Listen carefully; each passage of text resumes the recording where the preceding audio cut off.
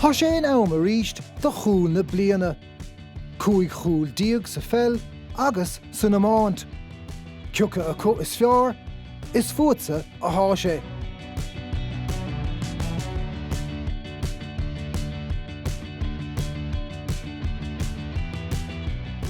Cachéan na gníomh, cachéan chaléisianis.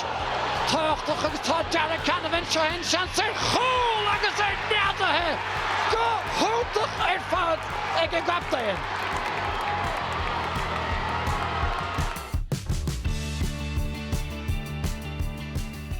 Steach agus búirte go deas stigige geg Peter Hart agus tá córtach an sáid gan na Macbarrow!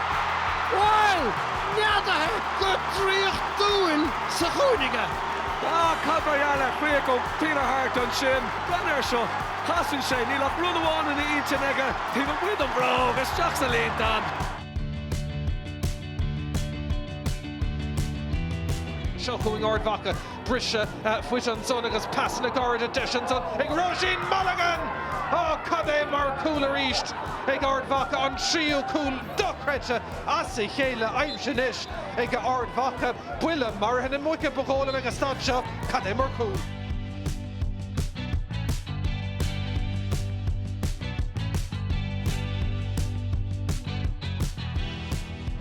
O cheann tá sé sin go hálainn an scilchan in choraút an gosa táin Anthony Burns.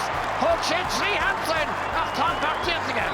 Féach an seár chuigar chaise isteach an scéal agus tá chlórí driblad an sin le McNamara ach cad é mar tríoch an sin ag Burns.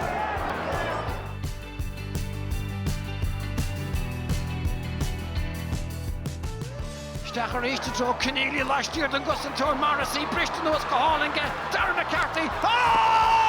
Gótas dé! Bhí cáil a déanamh tagart de sport Americánaigh an féchar seo like cosúla baseball seo nuair tháirnig sé nuair dáirnig sé cumán chun a luas sin a hos nuhí marrá. Catar siúla go ach féach ar sin mar cúil. Lad. Trága Tim O'Mahony ríis agus níl endar as gáile tuaite leanot fósa Tim O'Mahony with just Jen Kingston ar eisgur Tim O'Mahony 3 hours and 10 agus na lámháin just a goal. Carú Cúil scores ag Corca, 2 goal scores ag a ráchant is ratha.